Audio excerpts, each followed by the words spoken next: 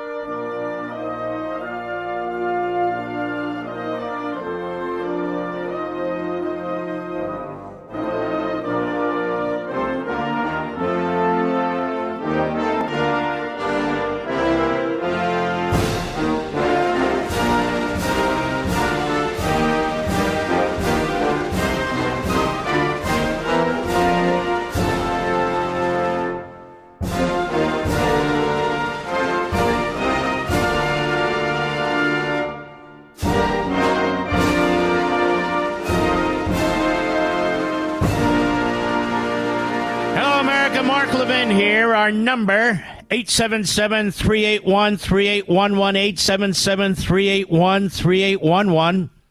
We have a breach at Quantico, FBI/Marine training facility in Virginia. We have special forces, ops soldiers, who are now being stalked in North Carolina, confronting 2 Chechens who didn't have any ID with them. We have a power grid in North Carolina that was shot up. 40,000 people went offline, again, by immigrants. This is just a tiny taste of what's going to happen in this country. A tiny taste. And it's going to get worse and worse and worse and worse. Even long after Biden's gone, long after that whole crowd is gone, the implications, the consequences for what these people have done to our immigration system, that is the Biden regime, to our sovereignty, to our ability to find out who's coming, has been completely destroyed. In a world full of terrorists, in a world full of enemies, now they're here. Criminals, terrorists, spies, they're here.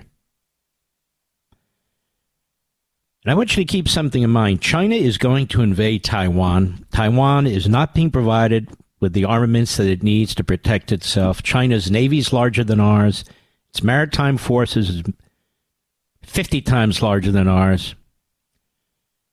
And that's why Xi is sending single, military-age, communist Chinese individuals into our country. At the same time, Russia is way ahead of everybody in nuclearizing space. And they've got killer satellites up there, as does China, and we have nothing. They knock out our satellites, they knock out our GPS system, not just for us, we the people, but for our military. They're blinded. We're ready for none of it. None of it. There's a breaking story on Fox News. I've got a lot of breaking stories here this evening. A purportedly never-before-seen Department of Defense memo from the Obama era appears to indicate the federal government already may have had original copies of the documents seized at former President Trump's Mar-A-Lago home in 2022, raising serious questions about the pretext for the raid, Fox News Digital has exclusively learned. America First Legal released today what it says is a newly unearthed memo from the Obama administration Department of Defense confirming the government may have already had originals of the alleged classified documents involved in Special Counsel Jack Smith's sham prosecution against President Trump, says the group. The document is titled Memorandum of Understanding entered into by Presidential Information Technology Community Entities. It's from 2015 and followed an October 2014 Russian breach of the executive office of the president's network. That would be Obama. Then President Barack Obama took executive action to create the Presidential Information Technology Community, PITC, to better protect the executive branch from such attacks, according to the group.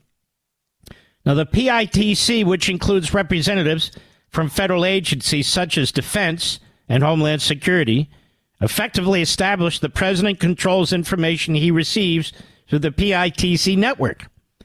The executive action was made public at the time, but the group said it obtained a never-before-seen memo confirming that the Defense Department has been, quote, operating and maintaining the information resources and information systems provided to the President, Vice President, and Executive Office of the President. Their point is, this has all been digitized. This group of various agencies had the very information, already had the information that they sent a SWAT team, allegedly, to gather. The memo could mean that the federal government has stored and retained Executive Office of the President documents, including a substantial amount, if not all, the President Trump's classified documents, they said. What America First Legal has uncovered after months of investigative work paints an unfortunate picture of the rule of law in Washington. A former president of the United States, the most democratically accountable officer under our Constitution, was subject to a politicized referral concocted by the Biden White House that led to an armed FBI raid of his home, where his wife and youngest child live, and is now subject to prosecution, said the group. And to now realize the Biden administration could have avoided an illegal referral process to recover records the government already possessed, that it could have used normal means to ensure that the records of the former president should be housed in his presidential library, not yet built because of the hordes of investigations aimed at silencing him, were subject to a temporary hold for purposes of archives review, yet didn't, speaks loudly to America. The law protects only those who follow the norms of one party. And it goes on. And this is important in another sense. Julie Kelly came on this program after seeing documents that were released in the case in Florida. And she accurately reported that the memo, the directive that was given to FBI SWAT, did include the possible use of deadly force. The Attorney General of the United States today and others are calling this a conspiracy theory that President Trump could have been harmed if he'd been there. And there were reports that said they wouldn't have used deadly force anyway because the Secret Service was there. Now, I addressed this, and I want to underscore it again. We have Merrick Garland, who came out of his, the bathroom and finally spoke. Cut 8, Mr. Producer, go. Most of us got a solicitation email this morning from the former President of the United States saying that the Justice Department had authorization to kill him during the Mar-A-Lago raid. First, can you give us some clarification on that particular point that he's making and whether or not deadly force is authorized in other interventions, including... That's very interesting how the reporter asked this question, isn't it? Snarky little bastard. Go ahead. Mr. Biden's residence and office. And the second question is... Can I do one at a time? Okay. On that one, that allegation is false, and it is extremely dangerous.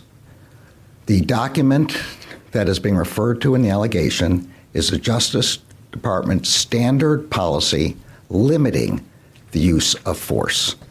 As the FBI advises, it is part of the standard operations plan for searches, and in fact, it was even used in the consensual search of President Biden's home. Let's stop. The consensual search of Biden's home. There was no consensual search at Mar-A-Lago. You sent a SWAT team. Now, I am perplexed as a former Department of Justice official.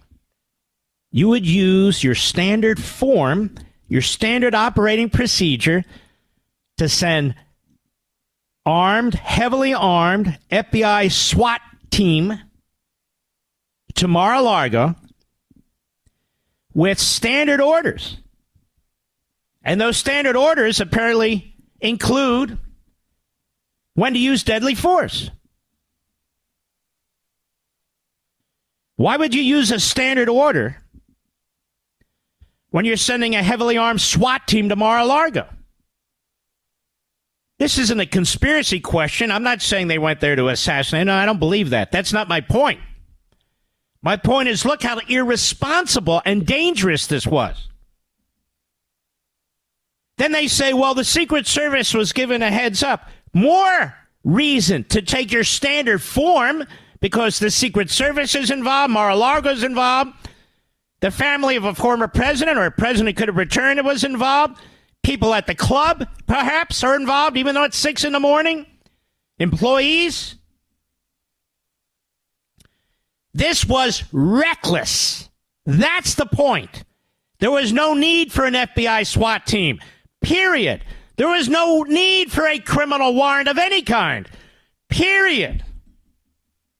It could have been pursued civilly. That's why there was disagreement within the FBI at the lower ranks, raising questions about doing this. And yet they pressed forward and Garland signed off on it. They use a standard form to send a SWAT team to the former president's home where the Secret Service is present. You realize how irresponsible that was? You sent it to Biden's home. It was consensual. What does that have to do with anything? It was consensual. The reason they sent the SWAT team at 6 a.m. under cover of dark was to surprise the people who were there. They didn't want them to touch anything. They got a secret warrant.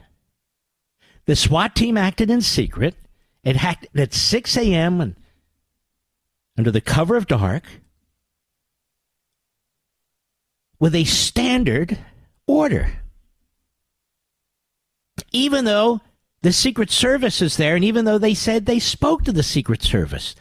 So why did you have to conduct yourself this way if you spoke to the Secret Service? And if you didn't speak to the Secret Service, further endangering everybody on the scene. This was the most irresponsible, outrageous FBI SWAT act ever. Ever. And 100% unnecessary. 100% unnecessary. Let me give you an example. Secret Service works for the Department of Homeland Security. The Attorney General could have picked up the phone if this is what they wanted to do. I think the whole damn thing's outrageous. Called the Secretary of DHS and said, look, I want your Secret Service to go collect those boxes. We have a warrant. We have a warrant that allows the Secret Service to do that. So the Secret Service that are there pick up the boxes and remove. I don't think they should have done any of that. But if you're going to do it, Mr. Producer, wouldn't that be the smart thing to do? What are you sending armed FBI agents and SWAT with a standard order in the cover of dark at 6 a.m. in the morning to the former president's home? The hell is that all about? That's the point. That's the damn point. And so important were these documents. So crucial. All the leaks to the New York Slimes. All the lies that they regurgitate. Oh, nuclear secret. Yeah, right, sure. And they get the documents. And now we know they mishandled them. What's the chain of custody? We don't know. Why did they change the covers? We don't know. Why were the documents out of order? We don't know. How do we know anything's missing? They mishandled classified information, which could mean it was spoiled, the spoliation, we call it. It matters what order the documents are in. It matters what covers are on the documents. It matters whose fingerprints are on the documents. It all matters. When you're in a criminal case that's based on the documents. But even more, mishandling classified information.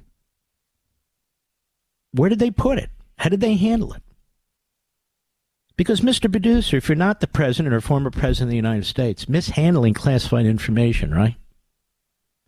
Doesn't that violate the Espionage Act? Ooh. So many questions. I'll be right back. Mark Levin.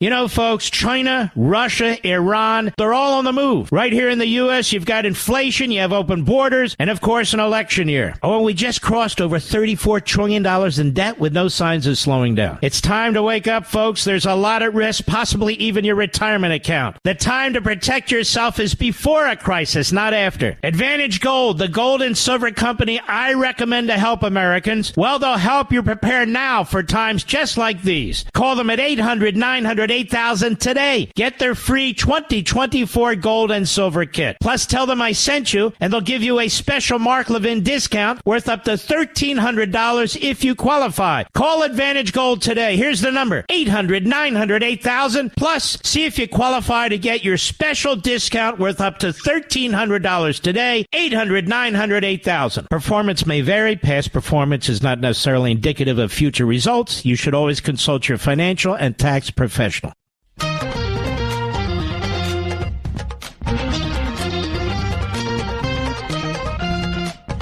That memo I referenced early on involving the documents, this presidential information technology community, at the break, we will post it on all of our platforms so you can read it for yourself. Very, very important. See, we're way ahead of the curve here. Remember I told you when this flag started with Alito, the New York Times was setting the stage for the Democrats to demand that Alito recuse himself on all these crucial cases. Richard Blumenthal, Steve Cohen, Hakeem Jeffries. Oh, the Alito is out of control. And so the Democrats, like a chorus line, or like a conga line, this is what they do. They're mobsters. Not to put down actual mobsters. Mobsters, I mean, they're a mob. They're far worse than mobsters. But the Democrat Party is now demanding that Alito recuse himself. Demanding, while they're at it, that Clarence Thomas recuse himself. Oh, yes, they've had enough. They've had enough. They're out of control, these two, with the flags and everything, you know. Yeah, out of control. Now, Mr. White supremacist in the White House, they love that guy, though. I'll be right back.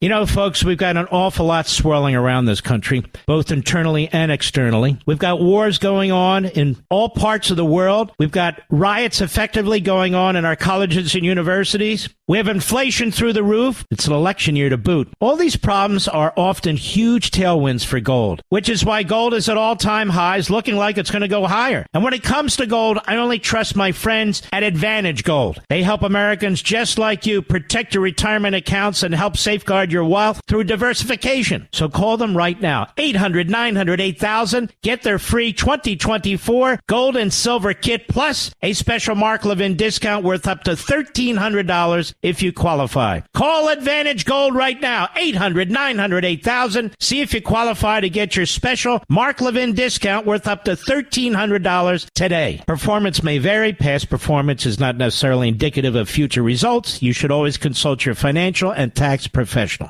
Mark Levin, radio's hell-raising intellectual. Call now, 877-381-3811. Let's get back to it, baby. There's a lot going on, and we need to get to it. Fox, Obama State Department blocked FBI from arresting supporters, listen to this, of the Iran nuclear program in the United States. An exclusive. The State Department blocked arrests of several individuals suspected of aiding Iran's nuclear program as the Obama administration was negotiating the Iran nuclear deal. The Obama-Biden State Department actively interfered to prevent the FBI from executing arrest warrants on individuals illegally in the United States who are allegedly supporting Iranian financial efforts to develop weapons of mass destruction. Whistleblowers told Senators Grassley and Johnson. Mr. Producer, see if we can get Johnson on tomorrow. Fox News Digital obtained letters Grassley and Johnson sent to Secretary of State Antony Blinken, FBI Director Christopher Wray, and Attorney General Merrick Garland on the matter. The Obama-Biden administration began its joint plan of action, which served as the negotiating process for the nuclear deal with Iran that was signed by then-President Obama in 2015. Now, at the time, Obama said broader sanctions would remain in place, which the administration would, quote, continue to enforce vigorously. The United States, for decades, during both Republican and Democrat administrations, imposed sanctions on Iranian individuals, companies, and organizations for involvement in nuclear proliferation, ballistic missile development, support for terrorist groups, and human rights abuses. It all changed America under Biden. All of it.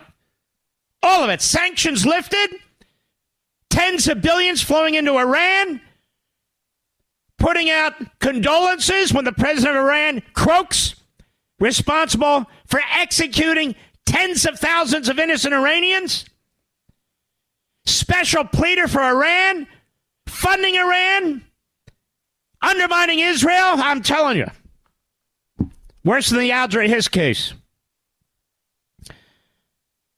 Grassley and Johnson received unclassified and legally protected whistleblower disclosures, which they say show that while the Obama-Biden administration publicly committed to preventing Iran from acquiring nuclear weapons by raising the cost of Iran's defiance of the international community, then Secretary of State John Kerry actively interfered with the Federal Bureau of Investigation, executing arrest warrants on individuals in the U.S. illegally supporting Iranian efforts, including financial efforts, to develop weapons of mass destruction in its ballistic missile program. We used to call this treason.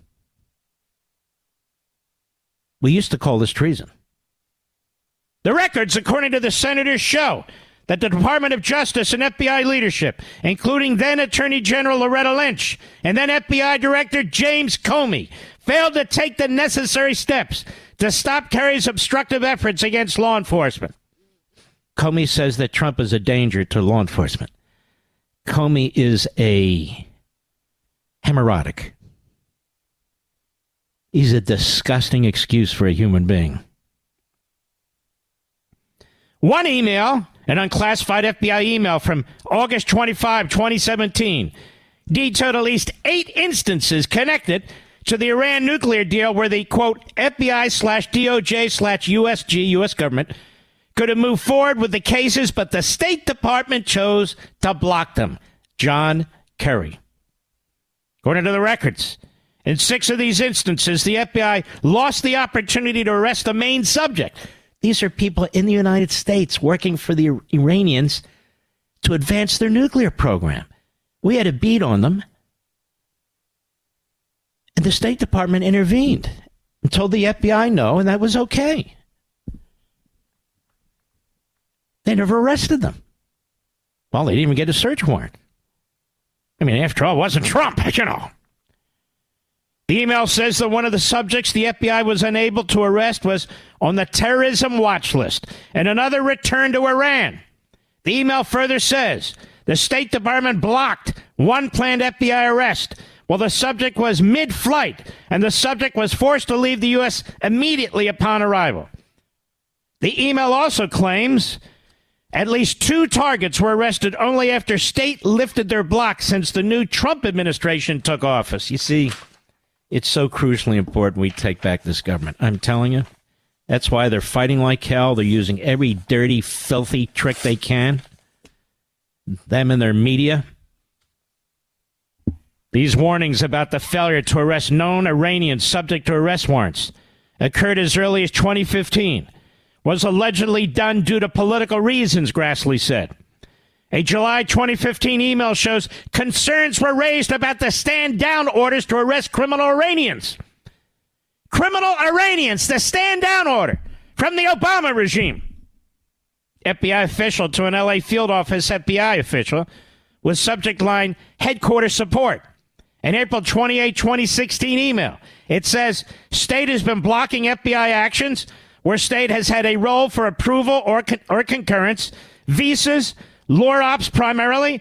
We have prepared a package of several cases blocked by state and have been working it up the FBI DOJ state chain over the past 6 months. So the thugs in the Obama-Biden administration at the top prevented the hardworking men and women of law enforcement from getting the job done. That email also noted that DOJ was surprised by this a bit because extraditions are ministerial functions and not something state would or should block. The point is that Kerry and his department went out of the way to protect these Iranians. Grassley and Johnson said additional unclassified FBI emails indicate the State Department's alleged interference into ongoing FBI investigations became such an issue that then Attorney General Loretta Lynch had to discuss the matter with Secretary Kerry. An unclassified email from April 29, 2016 described the takeaway from a meeting between then Attorney General Lynch and Kerry. Quote, now is not a good time to be requesting approvals for extraditions or lures on Iran CP cases, the email said. Another email from May 3, 2016. Can you imagine all this slime going on under Obama, Biden? Can you imagine what's going on today with Iran and against Israel? Oh, I'm going to get to that. We have a great congressman who's on top of this now. You got to hear about this from the Free Beacon. As you can see, I've been spending time today linking all these things together so you get a perfect picture of what's taking place in our country, and it ain't pretty. Grassley and Johnson said the records also show the Department of Justice and FBI leadership apparently allowed it to happen until the Trump administration altered its course. Oh, well, we can't have that. And then a November 29, 2016 email from Shell Corporate to an FBI official within Comey's office wrote the following. It seems Trump election win having impact on doing business in Iran. This is from the Shell Corporation. We're going to sign a small deal in Iran this week, $5 million licensing agreement. We were in talks with a Japanese bank to handle the funds, but they've recently backed off, unofficially citing coming Trump presidency. European banks feeling the same way. Small amount of money, but having a dampening effect on doing business in Iran. That's the power of Trump. That's why Iran wants Biden and Blinken to remain. That's why communist China and all the evil, genocidal maniacs who've taken over these countries want Biden to remain. Now, Grassley and Johnson are demanding records from email archives of Kerry, now CIA Director Bill Burns, Wendy Sherman, and now Secretary of State Antony Blinken by June 4th. They're also demanding records with terms like Mohammed Javad Zarif, the Joint Plan of Action, that's the nuclear deal, the Joint Comprehensive Plan of Action, Iran nuclear deal, Iran, and the list goes on. The FBI and DOJ confirmed receipt of Grassley's letter, but both declined to comment. And this guy, Blinken, was Deputy Secretary of State when all of this was taking place, folks. Deputy Secretary. Now he's the Secretary of State. And it's even worse.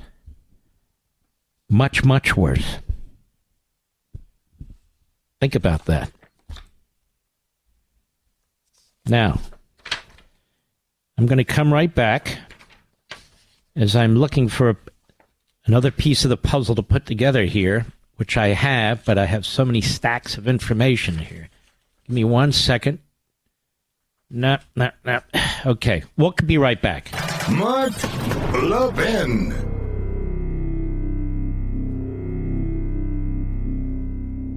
All over the world, our enemies are on the move. And in our own country, same thing. Things are tough between rising prices, election issues, a $34 trillion debt. But folks, there is good news. If you're smart, you can use these problems to your advantage. By making the right choices right now, you can keep your retirement money safe and even make more money in this climate. That's where Advantage Gold comes in. They're experts in helping Americans protect their savings with gold and silver. It's called diversification. Call Advantage Gold today, 800-900-8000. They'll send you a free 2024 gold and silver kit that tells you how to keep your money safe when things are bad. Tell them I sent you, and you may qualify for a special Mark Levin discount worth up to $1,300. Call Advantage Gold at 800-900-8000. 800-900-8000. See if you qualify for that special discount worth up to $1,300. That's 800-900-8000. Performance may vary. Past performance is not necessarily indicative of future results. You should always consult your financial and tax professionals.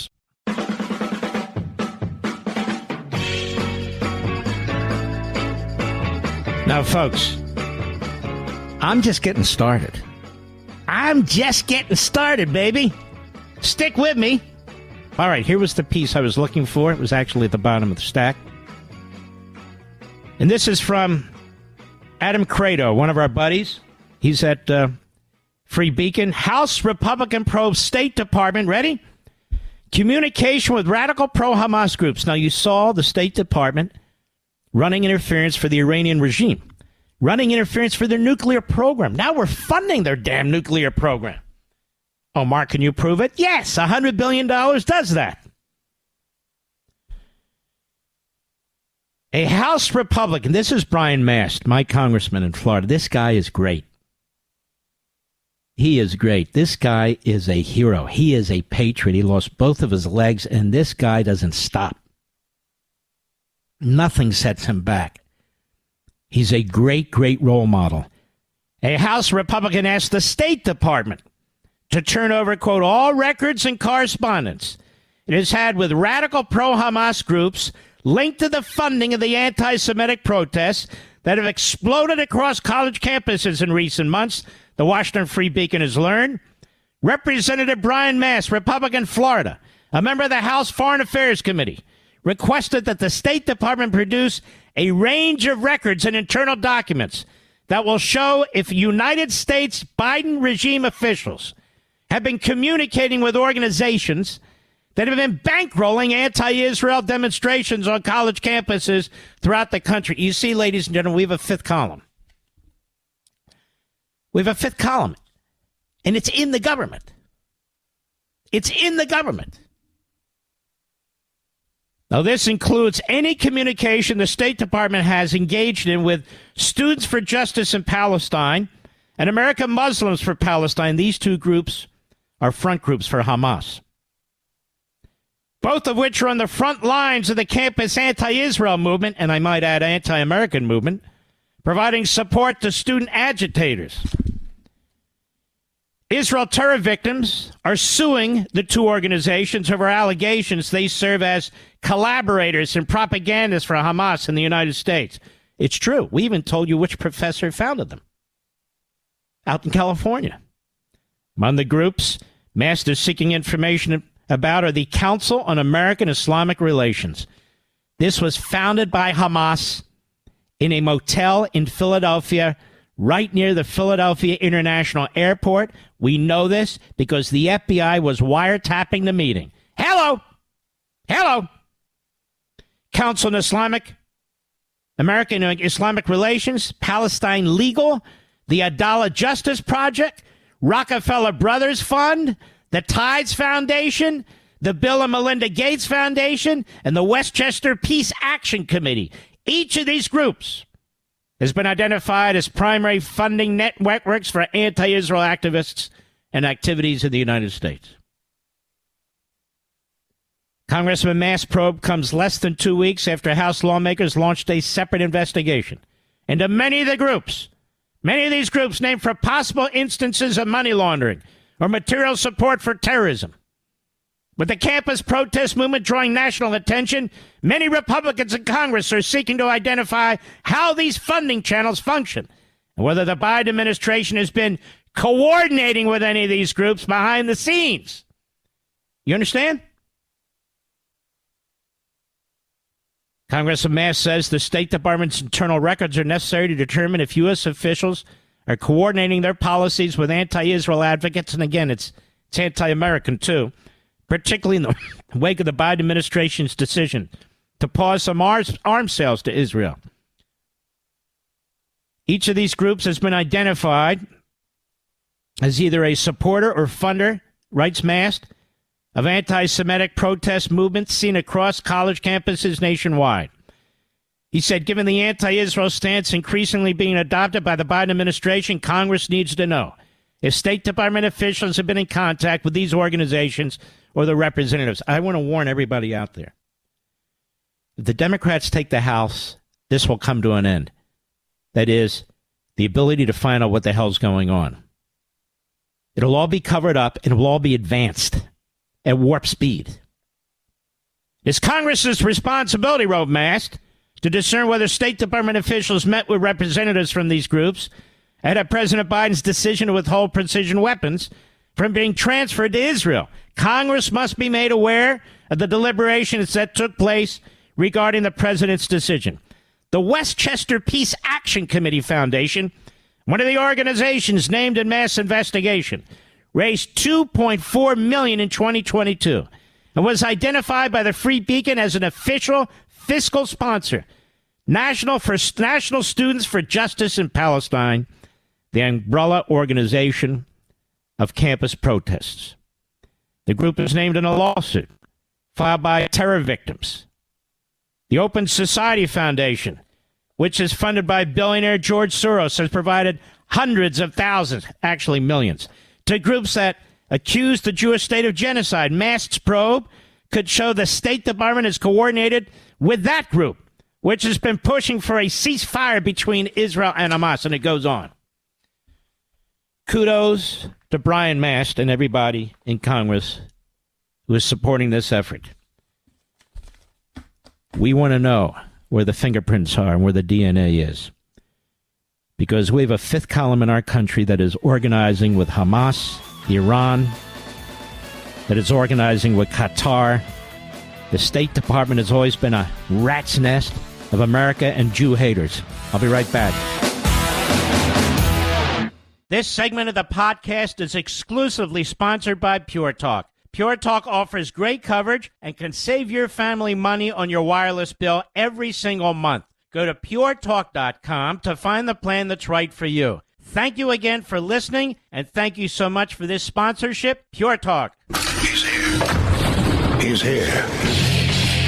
Now, broadcasting from the underground command post, deep in the bowels of a hidden bunker, somewhere under the brick and steel of a nondescript building, we've once again made contact with our leader, Mark Levin.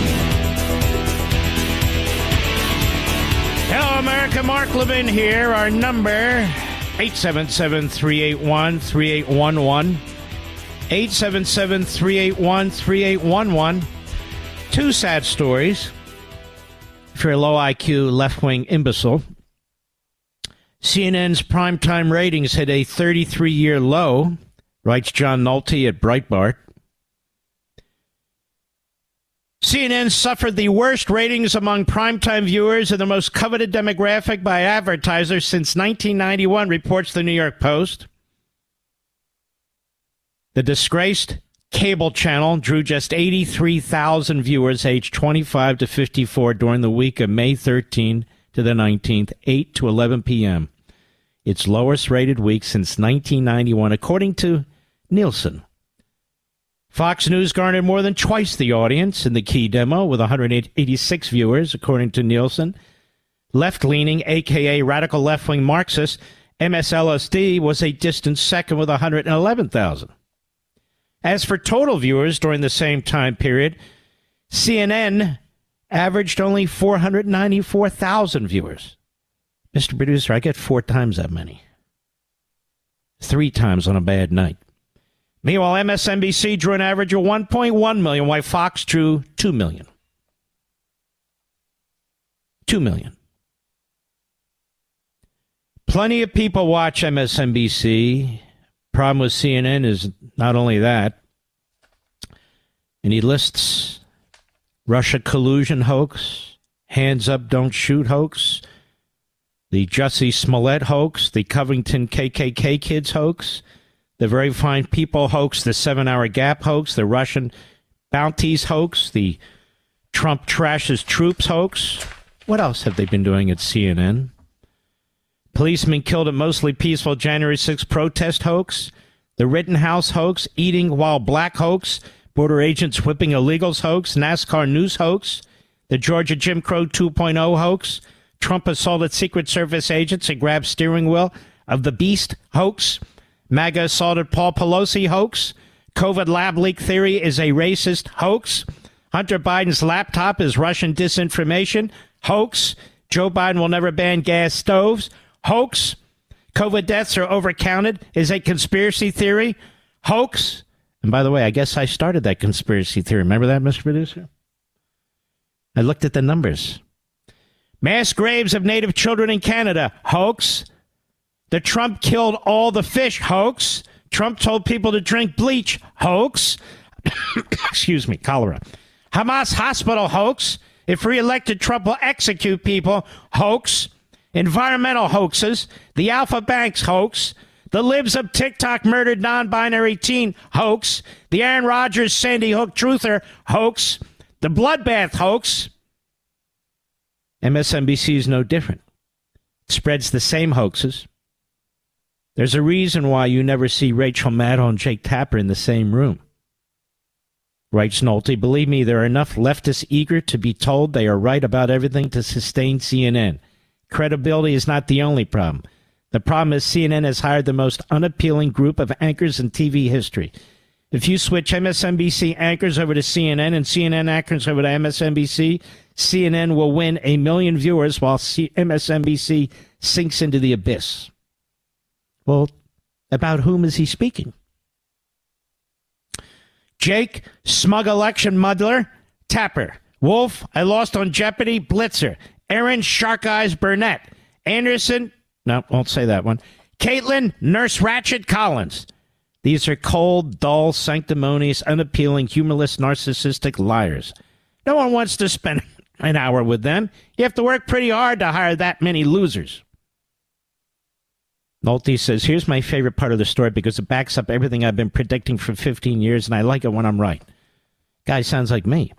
Thoroughly disgraced CNS chief Mark Thompson better get his act together before they completely destroy CNN. A top news producer told the New York Post, seems like he's thrown in the towel regarding cable. Yes, it sure does.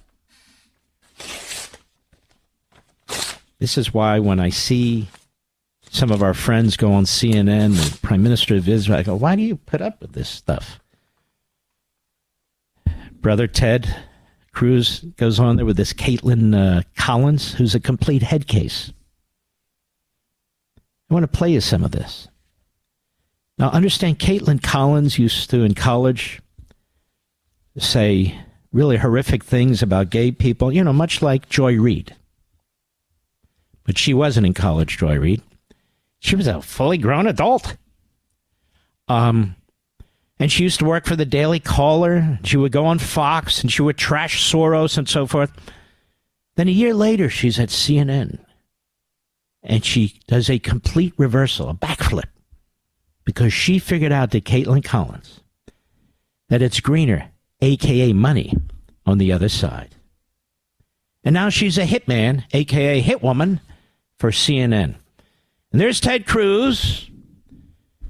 Well, I guess his people had a bad moment in booking this one, in my view. On with Caitlin Collins on CNN yesterday. Cut 9, go. You were the first senator to object to the votes. Mm-hmm. In 2024, will you certify the election results? Do you plan to object, or will you accept the results regardless of who wins the election? So Caitlin, I got to say, I think that's actually a ridiculous question. It's a yes or no question, though. No, it's not. Stop. Why is it a yes or no question? Don't you need to know what actually happens in the election, Mr. Producer? No, you don't. No, you have to announce right now, months and months before, you will accept the results of the election. Now, elections are always challenged by Democrats and Republicans. They have since the beginning of elections in this country.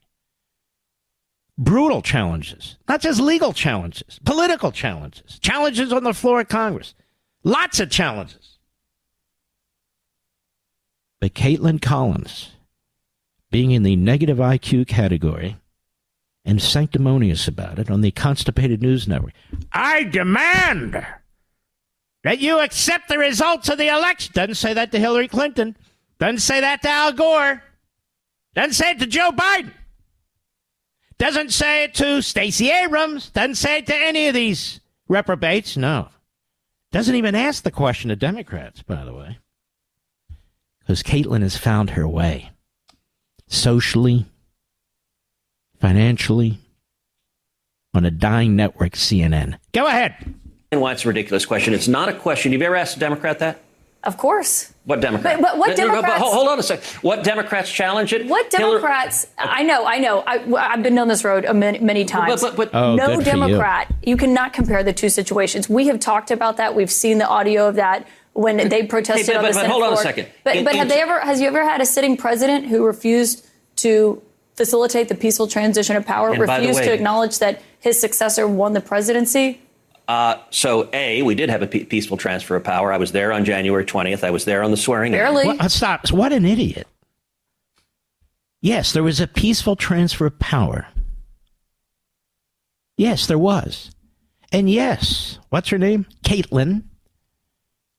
Donald Trump was not involved in an insurrection. He's not even charged with that. And yes, Caitlin even offered to send out the National Guard. Peaceful transfer of power. That's exactly what took place. Go ahead. B, if you look at in 2000, Democrats went to the Senate, or 2001, Democrats went to the Senate floor and objected to George W. Bush. In 2004, they went and objected. And what did the president do? In 2016, Democrats went and objected to Donald Trump. And so... Look, and what happened in 2016? Because I remember a guy named Joe Biden was vice president, and he went to... You remember a lady by the name of Hillary Clinton that said it was a dishonest election? That she wasn't going to accept that Donald Trump had won? Do you remember that? The Democrat... 2016 candidate for president. Remember her? Secretary of State. Remember her? First lady? You remember that? What did the vice president do? He gabbled them down. So what? What did Raskin do, who's on your network and your show endlessly? What did he do? He challenged it. Caitlin, you promoted an election denier. And you always do. Caitlin, do you understand an election's not over until Congress says it is? Do you understand how the Electoral College works? Apparently you don't. You went to the University of Alabama. I love the University of Alabama. Our daughter went there for a period of time. It's one of my favorite universities. I've been there many, many times. And yet they burped you up. How's that possible? Go ahead. And certified the votes. So do you Am I wrong? So you're asking, will you promise no matter what to agree an election is illegitimate regardless of what happens. And that would be an absurd thing to claim. Like, we have an entire election law system that people challenge elections. You're allowed to challenge elections. You're allowed to go to court. You're allowed to go to the Secretary of State. You're allowed to go to the legislature. You're allowed to go to Congress. You're allowed to set a second set of electors, as they did in 1870. All this was allowed until Trump. What is the point of this interview, America? There is no point. What is the point of the question? It's just a gotcha. Gotcha is not journalism. Journalism is about informing the public.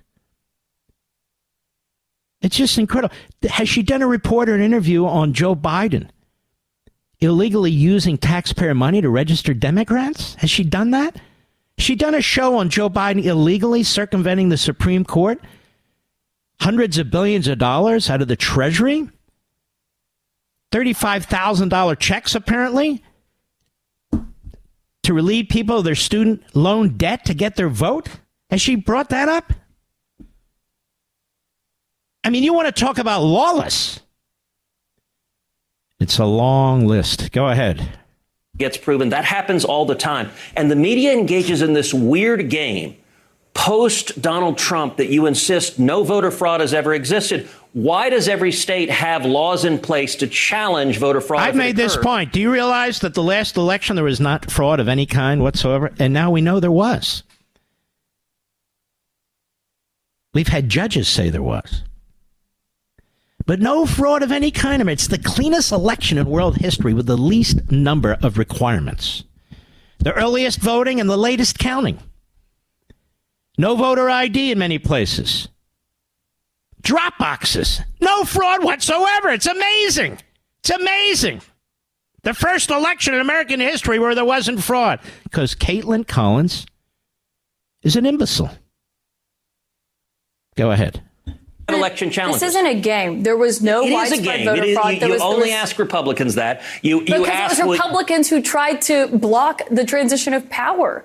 You have to acknowledge that. Let me help her out. Not a single Republican tried to block the transition of power. The transition of power comes after the Electoral College votes are counted and ratified by the Congress. There's no transition of power before that takes place. Caitlin, you went to University of Alabama. Did you take a class in government?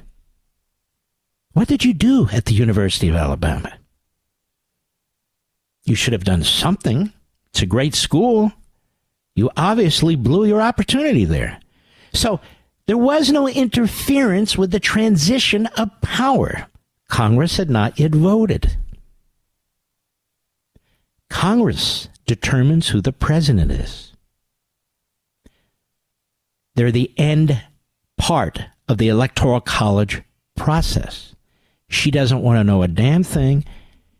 She's there with one of the smartest senators in history, one of the great Supreme Court litigators. And she doesn't want to hear from anything. She keeps interrupting him. She keeps bloviating. She keeps projecting her stupidity onto the subject. Go ahead.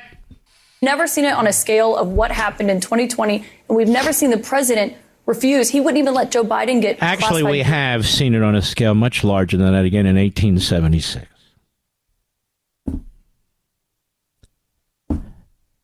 You're such a moron. And I would argue we saw it in 2000 when Al Gore and his party were trying to litigate their way into the White House. Form shopping in the most left-wing counties in Florida. Just because you wrap it up in litigation doesn't mean it's not an insurrection. So bad that the United States Supreme Court finally had to step in. So corrupt was the Florida State Supreme Court. So corrupt was the Gore litigation. Yes, we have seen it. Caitlin, you nitwit. Go ahead. I recall that. So my question for you again. Free All and right, fair that's election. enough. This is embarrassing. This is why CNN has no ratings. It shouldn't have any ratings. This is why they hire somebody like fake Jake Tapout and pay him millions and millions of dollars. I think they pay him $1 million a viewer, Mr. Producer. Or they have Wolf Blitzer, who likes asleep through half of his show. And by the way, the biggest predictable bore there ever was on TV. Biggest predictable bore there ever was on Wolf Blitzer. Hey, Wolf.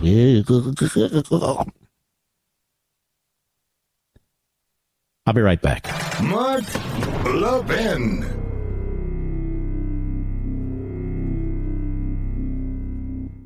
We're so fortunate in this country to have a military of men and women who voluntarily lay their lives on the line for us. But when their service ends, transition to civilian life can be very difficult, especially now. Access to housing, employment, even their earned VA benefits can be very difficult. That's why Pure Talk proudly helps support America's Warrior Partnership and their mission to prevent veteran suicide. This is very important. You can join the fight when you switch to Pure Talk's 5G service and help Pure Talk support this great charity. Remember, Pure Talk was founded by a veteran. Through the end of the month, they'll match every dollar donated up to $50,000. Folks, choose a wireless company that shares your values. Upgrade your cell phone service to America's most dependable 5G network. Just $20 a month. Go to puretalk.com/Levin. puretalk.com/Levin. Make the switch, folks. That's puretalk.com/Levin. Levin. For superior cell phone service that's half the price of Verizon, AT&T, or T-Mobile, and to help Pure Talk help our vets. Now let's juxtapose, a.k.a. compare, how Caitlin Collins, low IQ imbecile, interviews Bernie Sanders, Stalinist, self-hating Jew, American hater, with how she interviewed Ted Cruz. Cut one, go. What do you make of Netanyahu coming to address Congress? Would you go to that? It's a terrible idea. No, I won't. So stop. Wow, what a tough question, Mr. Producer. They already know he's not going to go. He announced it. NBC announced it, CNN, CBS. This guy is a friggin' Stalinist that hates America. He embraced the Soviet Union during the Cold War. He embraced Fidel Castro. He embraced Ortega. He's embraced every lowlife, genocidal maniac on the face of the earth who carries a communist flag. And they keep promoting him at CNN. And they keep promoting him. He's also promoted on NBC. Meet the Press. He's promoted. Why? He's a nut. He hates us. He hates you and me. Because the media hate you too. They're projecting. I'm not going to play any more of this guy's poison, his cancerous propaganda. He's a coward. He's a punk. He never will come on any of my shows. I've given up asking him. Mr. Producer's given up. Fox has given up. He's a punk. He'll go on CNN. He'll go on MSN. He'll go on all these shows because they know they'll kiss his old red ass. That's right. These guys are red. No damn good. A lowlife. A lowlife. An enemy within. An enema within, as a matter of fact. He's an enema of the state. But look how Caitlin Collins interviews him. Oh, Senator, if Netanyahu, it's Prime Minister Netanyahu to you, is coming to address Congress, would you go to that? He already said he won't. And he'll be so horribly missed, yes. Maybe he'll go to Harvard and join the Hitler Youth, you know. His pals. I'll be right back. We're so fortunate in this country to have a military of men and women who voluntarily lay their lives on the line for us. But when their service ends, transition to civilian life can be very difficult, especially now. Access to housing, employment, even their earned VA benefits can be very difficult. That's why Pure Talk proudly helps support America's Warrior Partnership and their mission to prevent veteran suicide. This is very important. You can join the fight when you switch to Pure Talk's 5G service and help Pure Talk support this great charity. Remember, Pure Talk was founded by a veteran. Through the end of the month, they'll match every dollar donated up to $50,000. Folks, choose a wireless company that shares your values. Upgrade your cell phone service to America's most dependable 5G network. Just $20 a month. Go to puretalk.com/Levin. puretalk.com/Levin. Make the switch, folks. That's puretalk.com/Levin. Levin. For superior cell phone service, that's half the price of Verizon, AT&T, or T-Mobile. And to help Pure Talk help our vets. Nobody says it better than Mark Levin. I'll go with what Mark Levin said, because nobody could say it better. Call in now at 877-381-3811. Who could have predicted this, Mr. Producer? An American soldier is in critical condition, being treated at an Israeli hospital after being hurt during a Gaza aid pier operation. In other words, Hamas attacked them. Hamas. We're learning a lot. They had these massive tunnels from Rafah to the border of Egypt where big trucks could drive through. What do you think that was about? What it was about is Egypt is two-faced. They've been sending weapons and so forth into Gaza while negotiating as the so-called moderators in the hostage matter. And they've been working with Israel on defense while they've been supplying weapons to Hamas. How do you like that? This pier turns out to be totally phony, too. What do you mean, Mark? It's a disaster. Absolute disaster.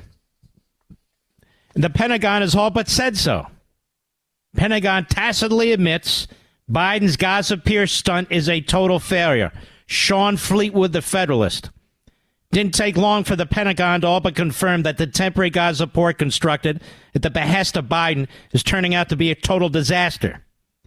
The admission came during a Tuesday press conference in which General Patrick S. Ryder, the Pentagon spokesman, told reporters that none of the 569 metric tons of food and supplies delivered into Hamas-controlled Gaza via the port had been distributed to Gazan residents by non-governmental organizations. $320 million to build this port. Since it was completed last Thursday, he said some trucks operated by non-governmental organizations tasked with delivering the aid to another staging area have been ransacked by looters. Recall that Hamas launched a vicious attack on Israel October 7, and it goes on. From its inception, Biden's Pier project was destined to be a catastrophic failure. The assumption from its supporters was Hamas would permit any outside aid to make its way to Gaza residents, a substantial majority of whom still support Hamas. Biden's proposal to build a floating port off the coast of Gaza also needlessly put innocent lives, including those of U.S. service members, in jeopardy. And I just told you that one American service member is now in critical condition, being treated at an Israeli hospital. That pier is a disaster. Israel's been sending massive 18-wheeler after 18-wheeler after 18-wheeler after 18-wheeler, tons and tons and tons of food and medical supplies. And Hamas, after they give it, that is the Israelis, to these non-government organizations, peace in our time, teeth fire. They're stolen, used by Hamas, and what's left is sold to the citizenry there at usury rates. Blinken knows this. Biden knows this. The American media know this. But they want you to believe that Israel is involved in genocidal starvation, another blood libel against the Jews. Sick, isn't it, Mr. Producer? Nuts. That's what Brian Masters doing is so important, among others.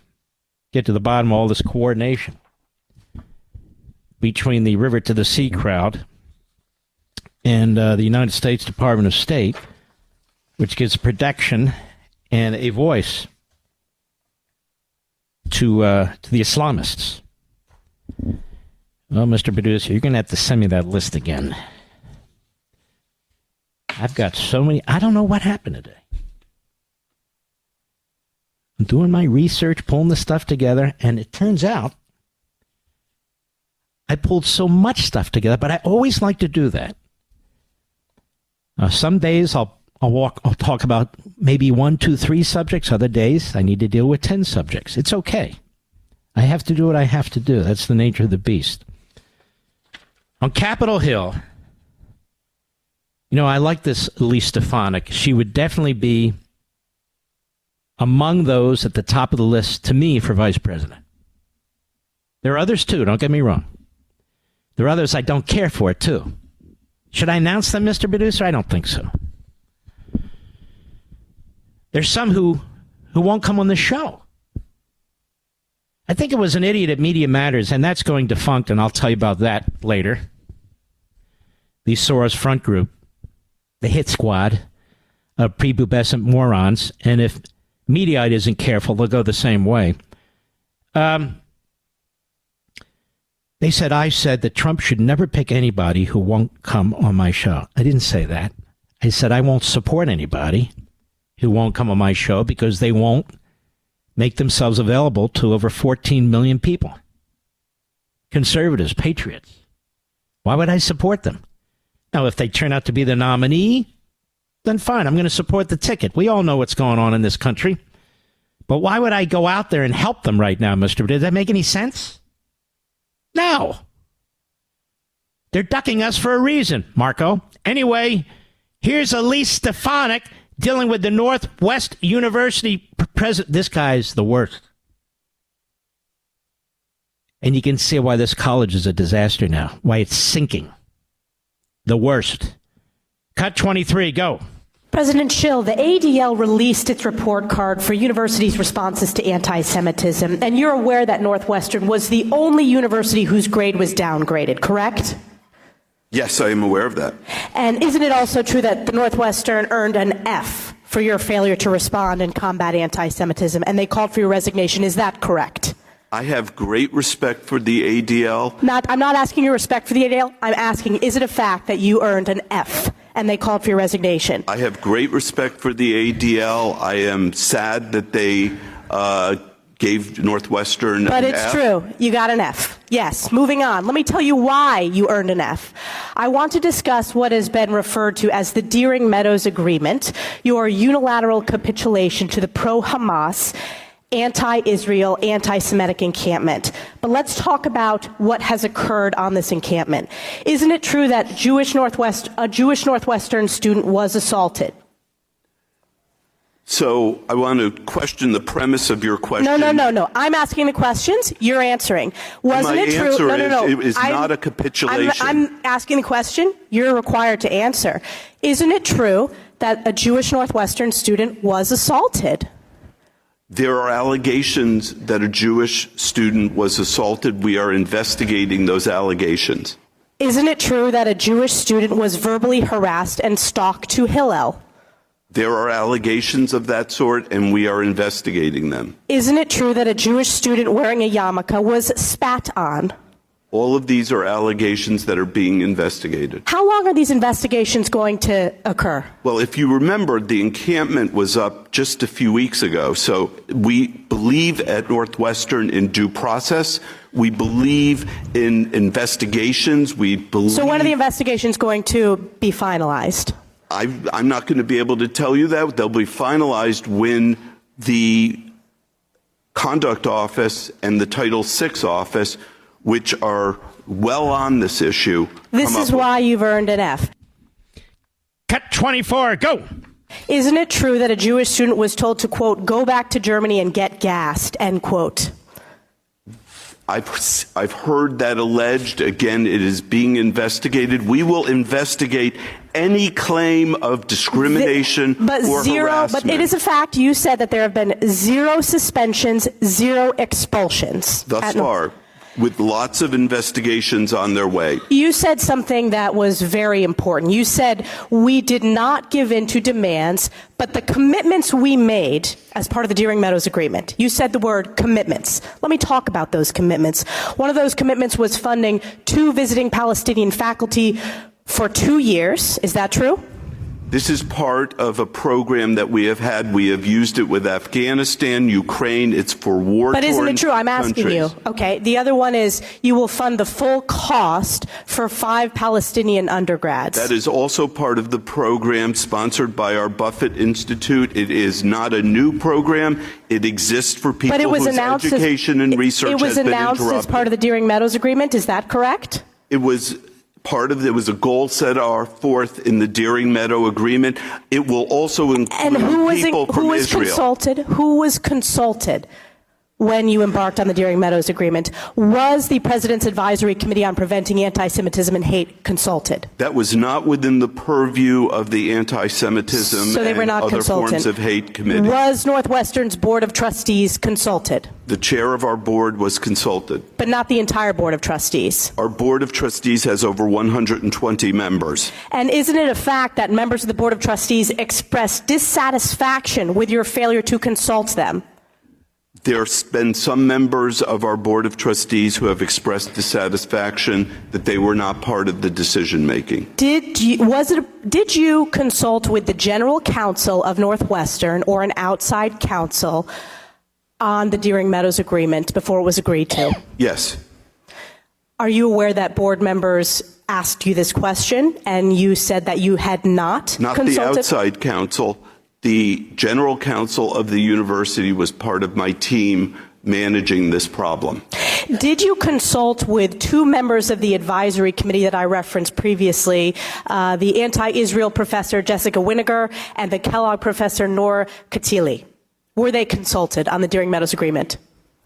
I consulted with several members, including them, but also including the Hillel director, and also including the Let's chair talk about of the Hillel committee. director consultation. Isn't it true that you asked the Hillel director whether it was possible to hire an anti-Zionist head of Hillel, rabbi? I did not. I absolutely did not. I would never hire anyone based upon their views of being Zionist or anti-Zionist. That is not what I do. That's not what a great That's not according to the university whistleblowers does. that have come forward to this committee. I can't say who has talked to you or not talked to you, but I Boy, can tell she you. comes armed for bear. Look at all the information she gathered. This guy's filth. Absolute filth. All right, Mr. Producer. I got to... folks, I have the worst computers. What is it, Mr. Producer? I'll be right back. Mark Levin.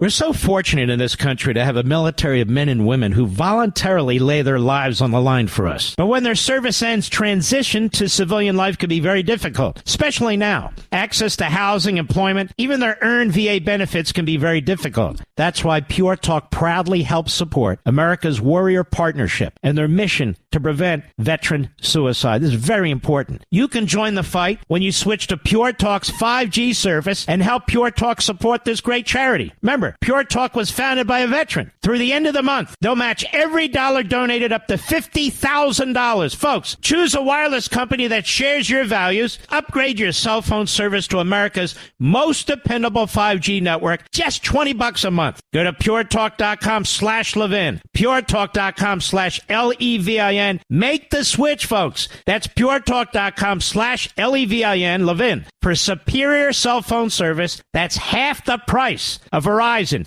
AT&T, or T-Mobile. And to help Pure Talk help our vets. Where the hell did this show go? It's gone so fast.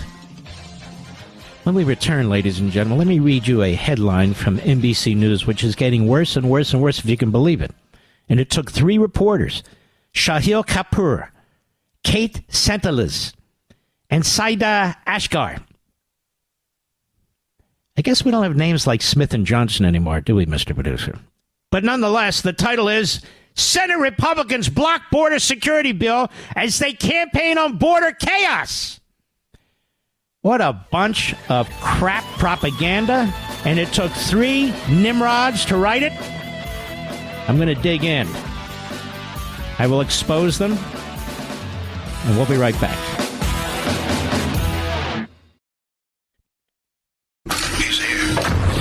He's here. Now, broadcasting from the underground command post, deep in the bowels of a hidden bunker, somewhere under the brick and steel of a nondescript building, we've once again made contact with our leader, Mark Levin. You know, America, during the breaks, I'll confess, I was watching President Trump in the Bronx.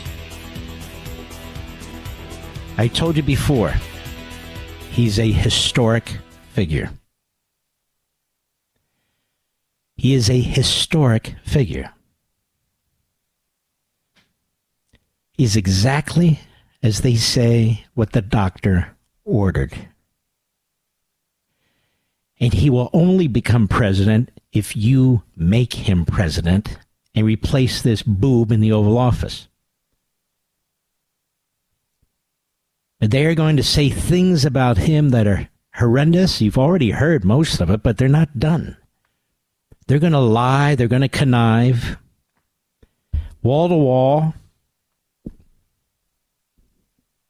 I'm just telling you. This is a historic figure, and if he wasn't, they wouldn't care. They treat him like Nikki Haley. Absolutely fabulous. And honest to God, we need him more than he needs us. I mean, he doesn't need this. Look what they've done to him. Look what they're doing to him. We've never seen anything like this in American history. Never. Ever. And they will destroy our institutions. They will walk over each and every one of us. They will burn.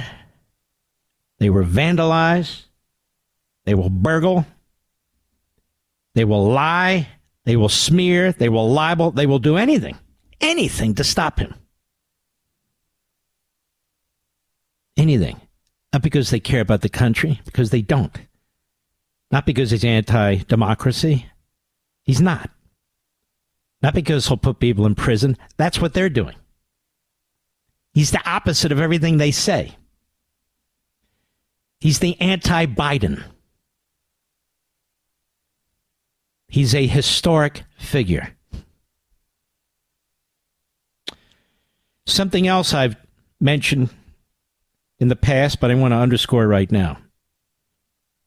He has learned a lot as president on the campaign trail. He has learned a lot. That's not to say he's not going to fight back. He's not going to punch back. He's not going to do what he needs to do. And that's good. But you can see, or as I saw during the breaks in this program, and you can hear the way he speaks and so forth and so on. His circumspection, his concern for the country, his compassion for the people.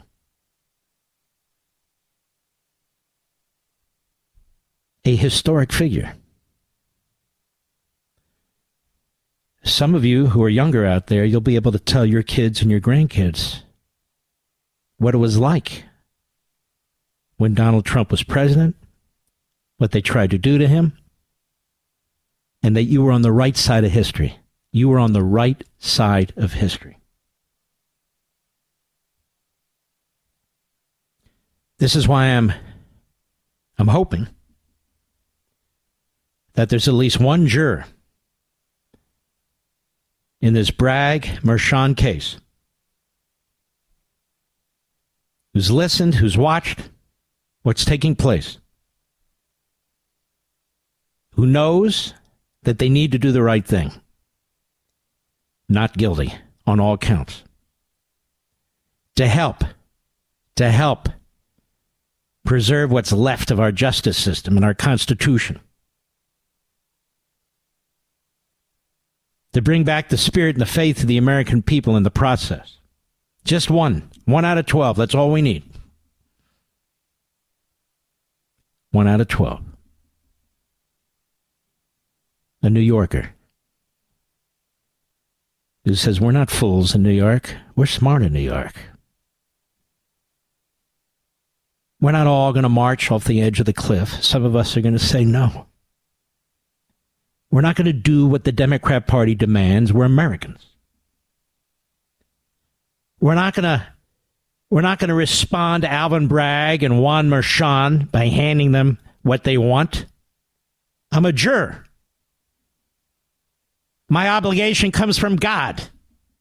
My oath is on the Constitution. There are men and women who came before us, who gave their lives for this country. All I have to do is vote the right way. That's all I have to do.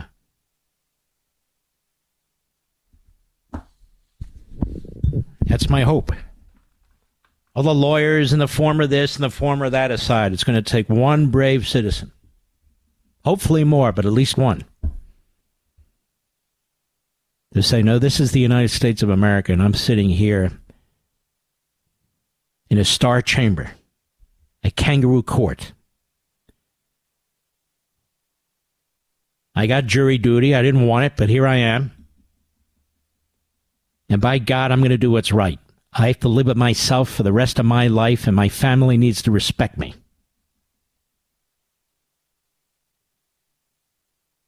Memorial Day is this Monday. We have Memorial Day weekend. But Memorial Day, perhaps, is the most important of the federal/national holidays. We honor those who died for our country, the vast majority of whom were under 30 years old. Think about that. The vast majority of them, 25 and under. They never got to experience the full extent of what this country has to offer. The freedom, the potential, the opportunities. A family of their own making. They never got to experience any of that.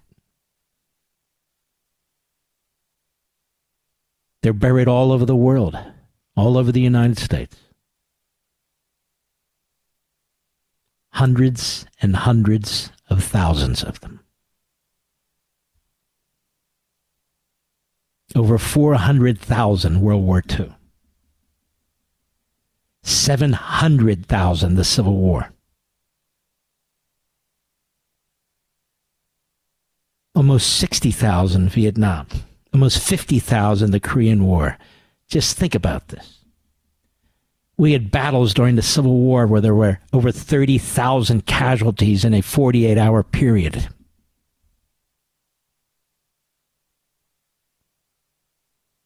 What were they fighting for? All these great heroes. Were they fighting for Bernie Sanders' Marxism, socialism? Were they fighting for Joe Biden's open borders? An abuse of the law and the Constitution? Were they fighting for the cause of the Squad, the Hitler Youth? No, they fought Hitler. What were they fighting for? You and me. Red-blooded Americans of every stripe.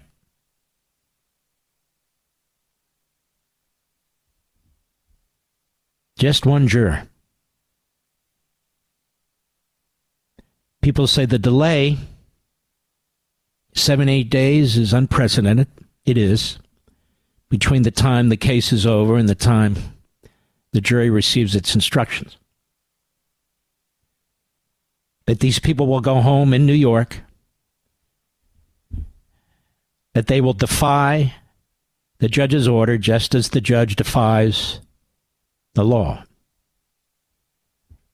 That they will seek opinions, that they will give opinions, that they will listen. Well, if any one of them is listening to me right now, as we have a massive audience in New York City, do justice. Do justice. I could be dead wrong. But I think for that one courageous, heroic, patriotic juror, maybe more, but we need at least one. Memorial Day will have a meaning.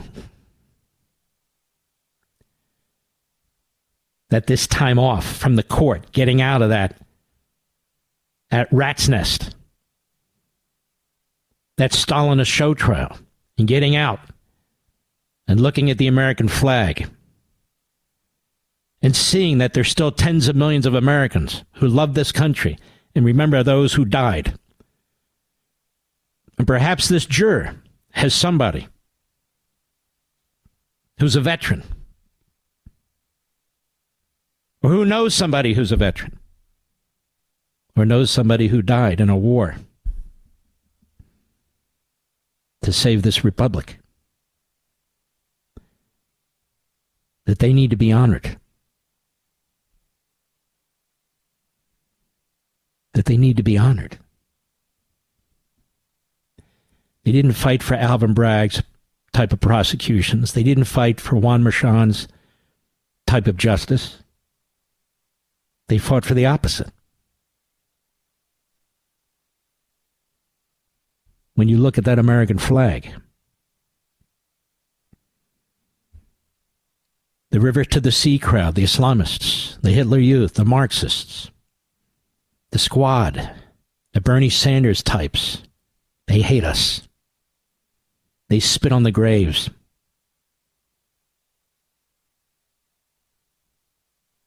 That's Alvin Bragg.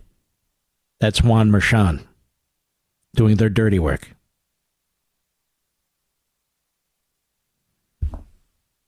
Just one juror. Donald Trump is a historic figure.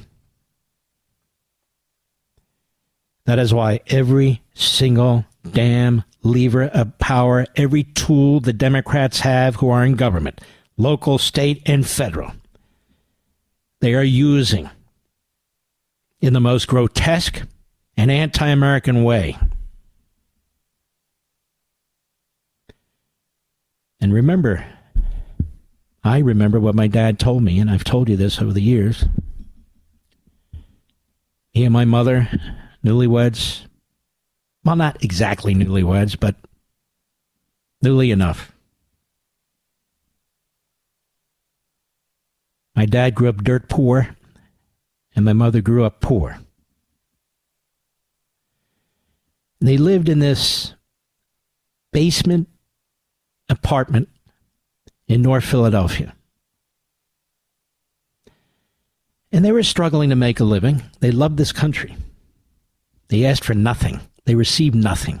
Would never occur to them to get welfare, food stamps, which didn't exist at the time. It would never even entered their minds. It never did. They were small business owners, and I mean small.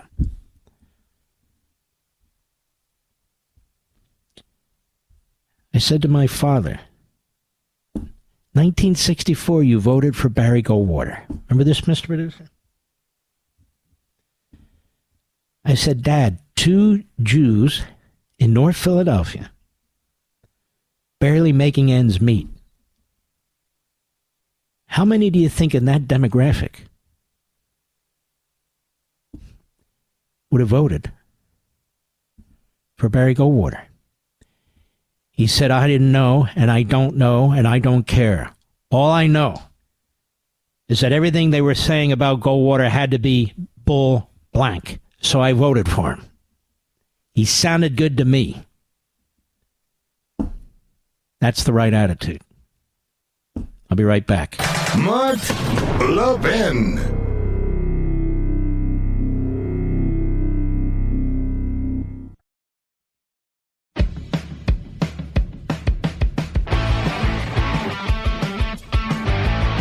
Got to get on my bike here, folks. Still a lot more. Stay here. This is NBC News. Senate Republicans block border security bill as they campaign on border chaos. Now, who wrote this? The DNC? One of Biden's illiterate speechwriters? Who wrote this? Ladies and gentlemen, you had to get 60 votes to get this bill to the floor to have a vote. 60.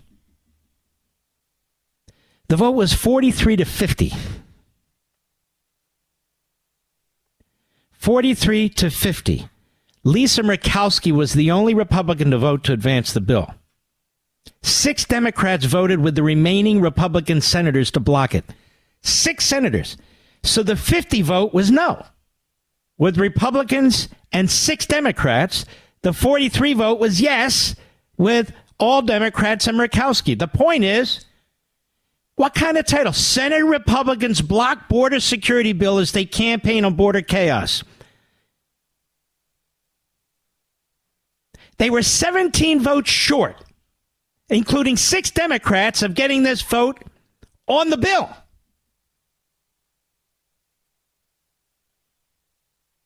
And yet they blame the Republicans in the headline and then say they want to campaign on border chaos. Now, the truth is, they keep saying Trump told them to vote no. It's not why they voted no. This is crap. This is a fig leaf. This enshrines the high numbers forever of illegal aliens. The money that goes to the border doesn't kick in till 2028, which means it'll never kick in because you can't tie the hands of future Congresses. Moreover, the money wasn't going for Border Patrol agents. The money was going for processing, for drones, for other BS. But this is NBC News. They don't want you to know the truth. They don't want you to know the facts.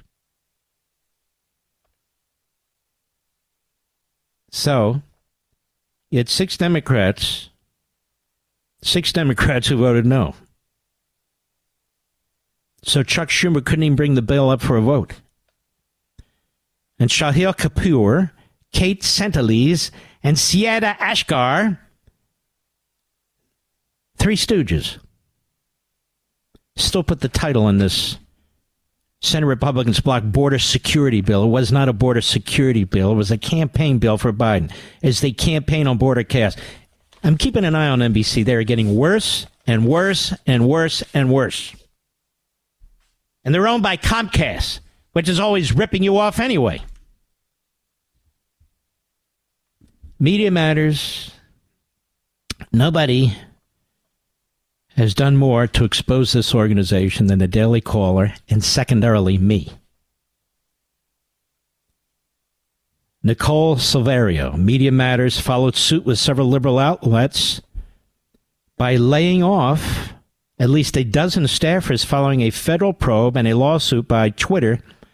Elon Musk, staffers, some of whom have been with Media Matters for years, took to social media to whine and complain. And Musk filed a defamation lawsuit against them in federal court in November. You've got a number of Republican attorneys general, particularly Ken Paxton, Andrew Bailey in Missouri, who also saying that we believe that these people have been involved in fraudulent activity by allegedly manipulating data on X. Media Matters is a organization that is poisonous to society and, of course, was feeding information and stories, false as they were, to the media that regurgitated them. Mark Levin, the research arm of conservative media. Call in now, 877-381-3811. If you folks haven't seen the president speak in the Bronx, it really is historic. I'm sure you can go to Right Scoop and other places who have the clip there. But I mean, it's unbelievable. You remember Joe Biden wouldn't go to Palestine, Ohio.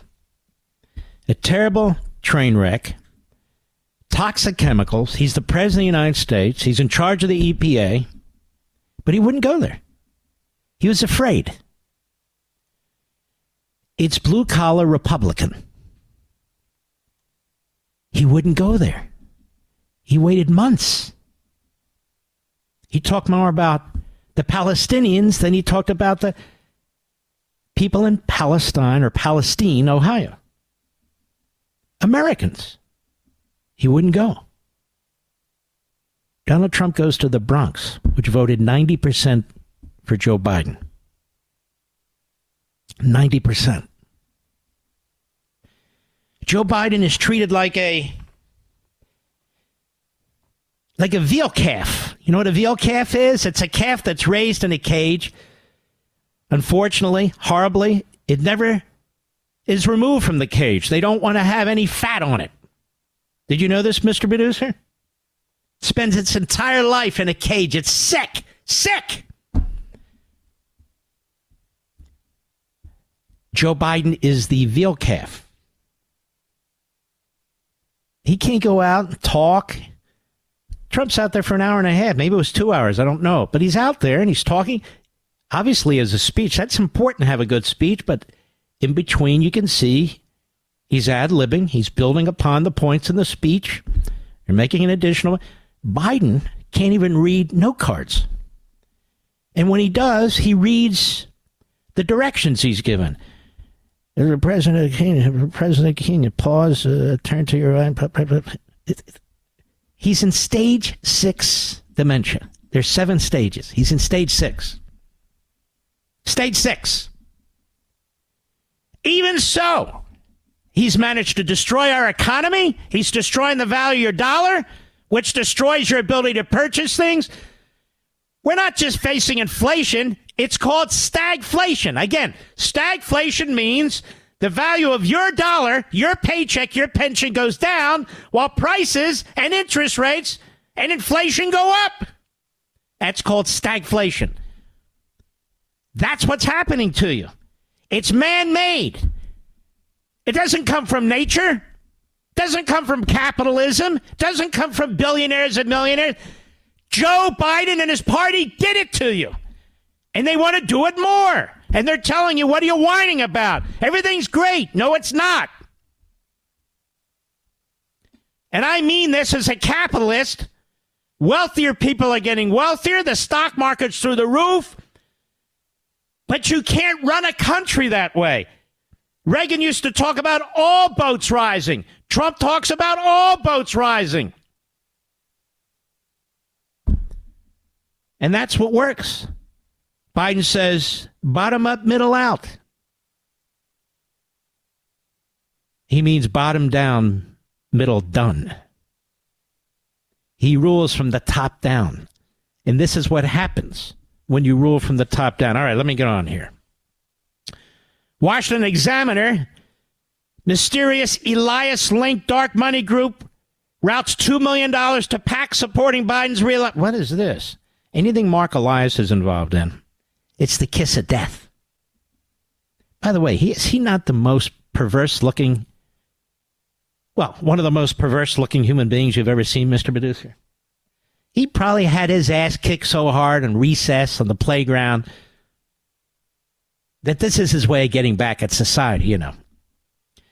This is Gabe Kaminsky, a mysterious and newly formed advocacy group in the Washington Examiner, linked to Democratic super ass, Mark Elias, funneled more than $2 million to the main super PAC supporting President Joe Biden's reelection in 2024, according to campaign finance disclosures. The records were released on Monday and revealed that a nonprofit group called Bright Future Fund, notice they always name themselves the opposite of what they are, Bright Future Fund, gave funds in April to Future Forward, a super PAC that is staffed by ex-White House officials and is spending large sums on advertisements to boost Biden ahead of his rematch against former President Trump. Bright Future Fund was quietly incorporated in December last year by partner Catherine Lebeau at Elias Law Firm under a section of the IRS Code 501c4. Now, the Future Forward Fund is being backed by a little-known entity such as Bright Future Fund. Well, they have all these levels of groups. It's not an anomaly as far as political spending, though it underscores how anonymous donors are deeply fueling.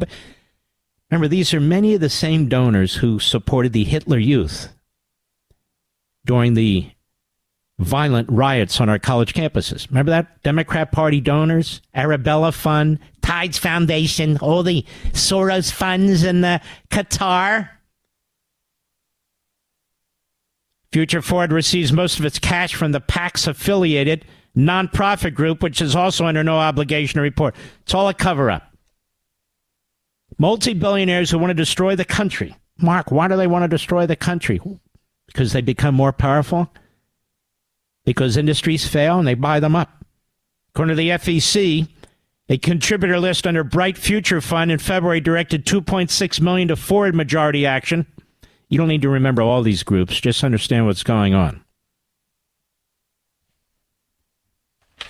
And it goes on. So they're finding other ways to get dark money into the Biden campaign. Billionaires. Cheat. Lie. Cut corners. Whatever they have to do. Violate Supreme Court decisions. They hand out tens of billions of dollars to college students to try and buy their votes. Use the federal bureaucracy to register Democrats. Oh, yeah. Give Obamacare to DACA. That is illegal aliens. Where's he have the legal authority to do that? He doesn't.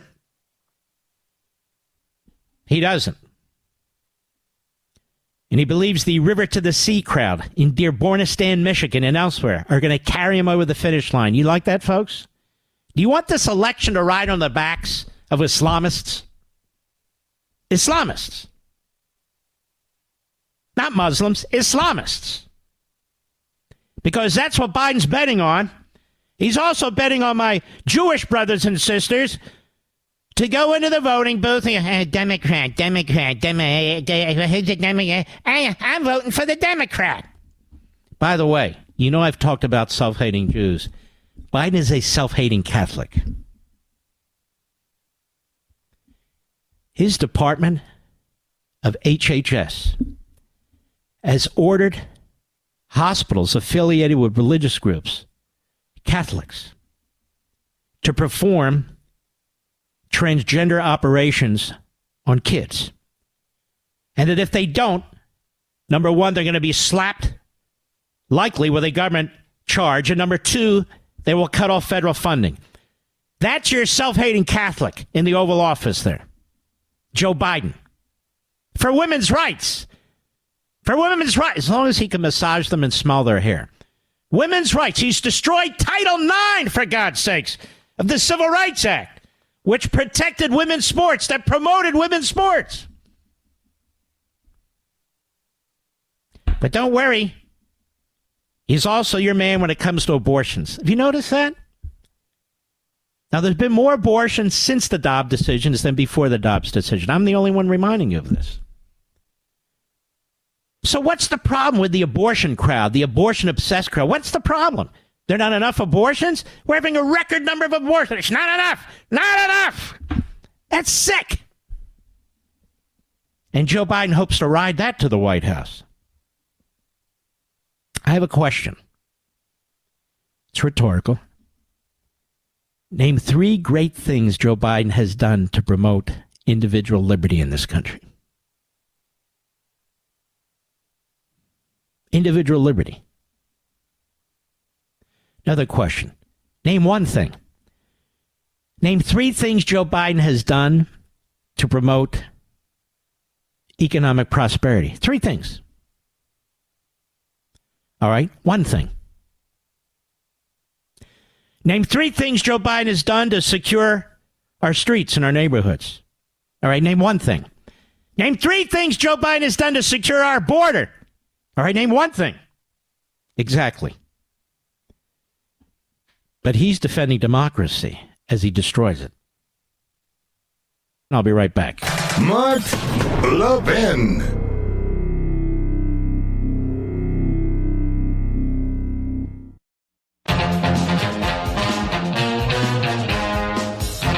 How much time do we have, Mr. Producer? 4 minutes. I'm going to give you a lesson in Supreme Court jurisprudence and in gerrymandering in less than 4 minutes now. It would take the average smart lawyer a lot longer. But we're not the average smart lawyer here. We're the top of the heap. Aren't we, Mr. Producer? Anyway, he says, okay, yes, is the answer. Here we are.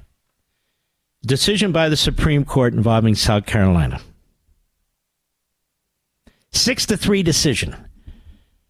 The three leftists are in the minority.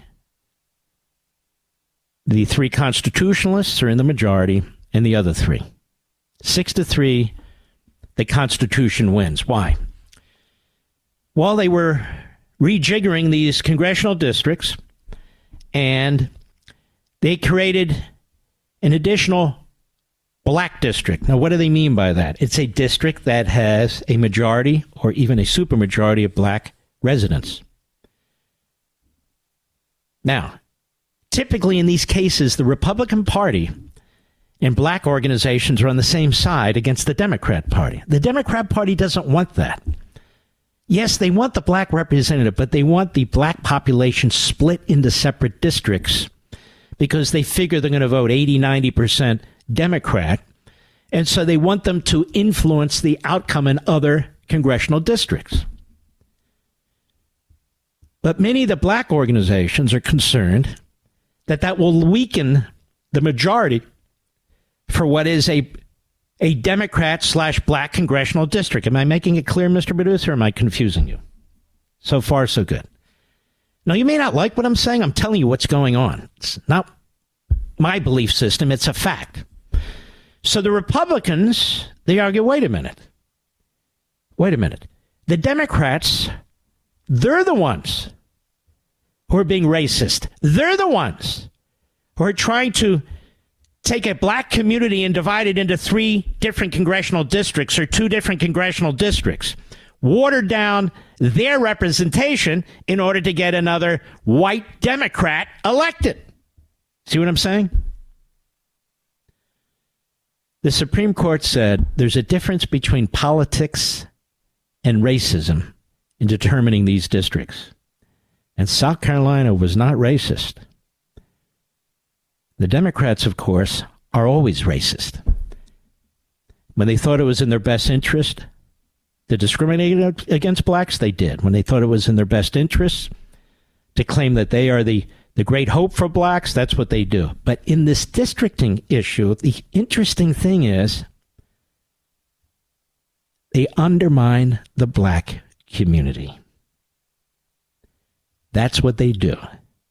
They just want more Democrats sent to Congress. Whereas the Republicans are saying, no, not only do we disagree with that, but you really are trying to water down a black neighborhood or a black community for the purpose of electing more Democrats outside of that community, many of which, if not most of which, will be white. Everybody understand? So I wanted people to understand how this works. So when the South Carolina case is 6-3, the 3 leftists, including Jackson, vote with the Democrats, but they're not helping the black community. They just want more Democrats. The border's wide open because under the census, they count the number of people, not the number of citizens, which is, of course, a crime, in my view, if not literally, certainly morally. And that's why the border is wide open. So they can create more congressional districts. Just remember, the Democrats are about power. Everything else is irrelevant. We salute our armed forces, police officers, firefighters, emergency personnel, our truckers, brothers and sisters in Ukraine, our brothers and sisters in Israel. We have your back, even if Biden doesn't. And, of course, red-blooded Americans, all of you. God bless you. And I'll see you tomorrow. Take care.